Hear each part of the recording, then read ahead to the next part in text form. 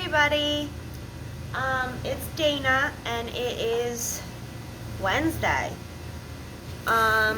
It's raining again. It was so beautiful the past few days and it's raining. I started to get my spring wear out. Ooh. And I got the spring boots on, jeans and stuff. But it's raining. And it's dead. I was a little surprised when I came in today. Remember I told you guys that all the fridges were outside because he had to buy all of them, or like it's a deal, but he didn't want to keep them all. So it's dark back here. I walk in and he's got a new walk-in. That's pretty cool because that's the one thing we were missing, a walk-in.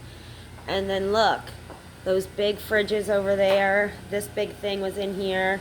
And it was all pushed, my prep table, my slicer table, was all pushed up against the grills in the fryer. And I was like, how am I going to work? They were down here last night, and nobody said that they were doing anything. I could have helped. The fridges look good. I mean, it's like a wall of refrigerators. The only thing is that like the plan was to make this bigger because back there was so much dead space. Well, when we removed the counter here, the counter like went up to here. So look, the post, you could walk around this post, but see, so now it's actually smaller. It's less space. And he did that because he wants to put the other refrigerators back to back so that it's facing us from this side.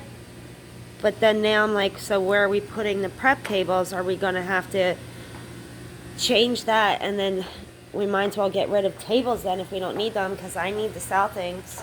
So we got to figure out what we need and what we don't need. But I mean, the back room is usually for storage, like where he just put that walk-in, or even right there where the booth was. Because I don't know, now that I'm looking at it, I just think it's so much space back here that it's really just like my business degree, 101 was you don't need that much space back there. You use your real estate. So we're losing some square footage there, a lot, and then he wants to put the microgreen stuff in this whole area, which was originally, this whole counter was supposed to be moved, so that this was all new space. And that worked good with moving the counter, the kitchen sink, to the back side, and then we would be able to cover that up a little and have this as walk-in, like pumps, the refilling things, and more racks and stuff for customers, food, because this town is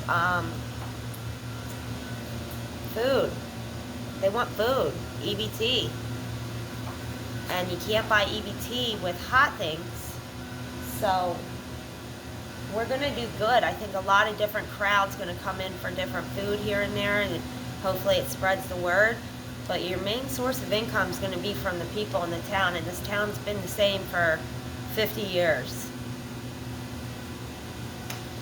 I was telling Don that I think it's changing because of the new things they're building, and it is, and it will, but that's going to take like 10 years.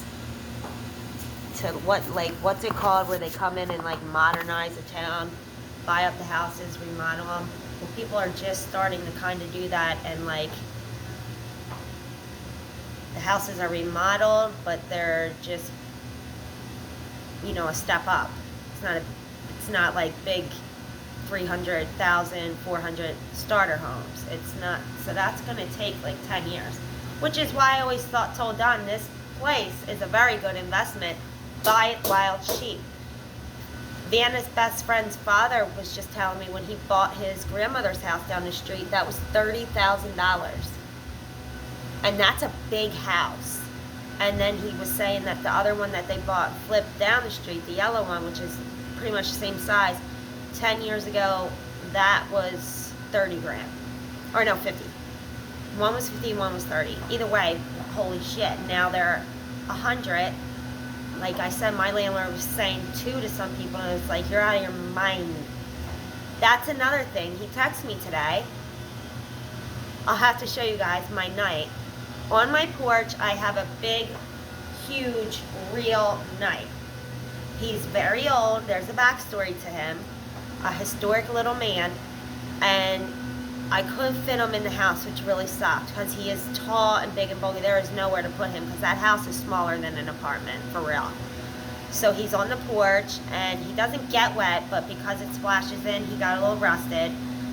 If I ever do get rid of him, you can fix all that and what's it called, like refurbish, redo him. But I don't want to. I love him. He's got a whole backstory to backstory to backstory. Again, my grandpa. So, and he's a huge conversational piece. I've had thousands of people in this town ask me about him. They love it. They think he's the coolest. They like it. They want to buy him. Lots of things. So the landlord texts me today and says, hey, I'm just letting you know that some people are going to be there next week to fix the roof. So if I don't have the insurance for the house, they're going through that roof. I'm going to be sued.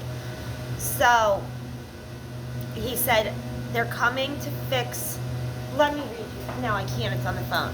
He said they're coming to do work on Monday, and because code enforcement says that the grass can't be long or it's a $300 fine, and debris. There's no trash in my yard. It's not from us. But every day walking out of my house and to here and back, I pick up trash all along the way. In the neighbor's yard, he's always screaming out, thank you, because it'll be actually behind his little fence, and I'll put my hands in there and like lift the cereal box up to the top and then grab it, and it's like, where does all this trash come from? It is everywhere all the time. So, you know, I do my best when I have time to grab that and stuff. I'm the corner house, so I guess it just flies there because of the alley. I don't know, but so that's not an issue. It's more the toys. There's a lot of toys. I don't have a lot of room inside, so I gotta put toys outside. On the porch, there's like the dollhouse, the Barbie dream house, her big horses that she can ride, all that stuff. It doesn't look bad. It's just a little cluttered with toys. But I'm not changing that. They can go on the porch. That's supposed to be a sunroom. Everyone else has sunrooms. So he says at the end, I can't believe he's telling me about code enforcement when everybody was telling me before the lease to call him and report him for the raining inside, the heater, this, and that. And I was like, no, I don't want to bother him. I don't want to cause him trouble. So I didn't do that. I guess I could still do that. I'm not doing that. So what is he threatening me with code enforcement for? So I was like, okay, well, the neighbor mows the grass for me. They kindly do that. It's the 2 old guys and their son. He mows the grass. He's been doing it for years. I guess he's been sick this week, plus the rain and stuff. He didn't get to it. And all of a sudden, just this week, the grass went from here to here. I mean, Tony tried to do it with a little lawnmower 2 days ago, and he couldn't because it was so thick and big. And that just happened like almost overnight. So right now there's landscapers out there, which I told him that I would do it when he couldn't. I said, because it wasn't a real like lawnmower, it was like a Go Green, something I never seen before, electronic mower. So he paid landscapers, I guess. So they're out there mowing the lawn and cleaning it up now, and I was like, the neighbor does mine, so I'll just let them know. And because the guy told me yesterday, the day before when I was walking in, he was like, hey, so-and-so's going to do the lawn, just make sure you put the toys on the porch for him. And I was like, okay, thank you, and everything.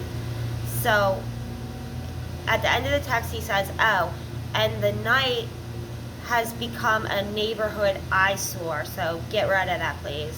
No. Absolutely not. First of all, I don't think he can tell me to get rid of belongings that are on my porch. It's a porch. You put your things out there, bicycles, things that cannot fit in your house on your porch. What is wrong with my night? He's getting rusty, but I'm not sure how to fix that without ruining him and devaluing him.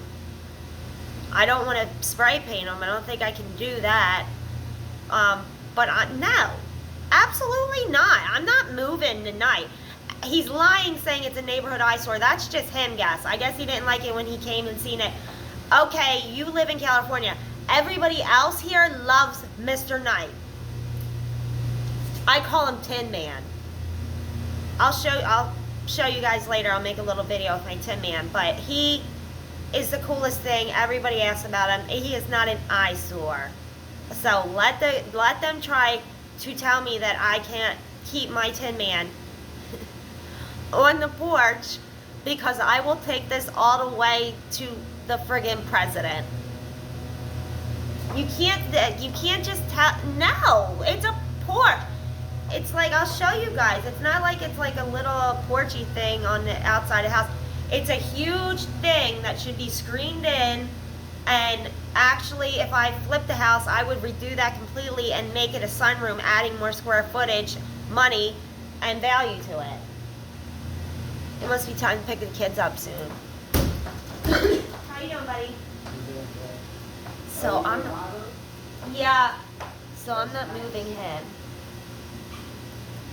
I went out with Mom yesterday and got my blood work, so that was good.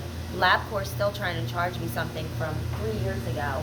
Amber spent hours on the phone with them when I had the baby to get that done, because it was wrong, because I never had the right card. They were sending it to the wrong billing company.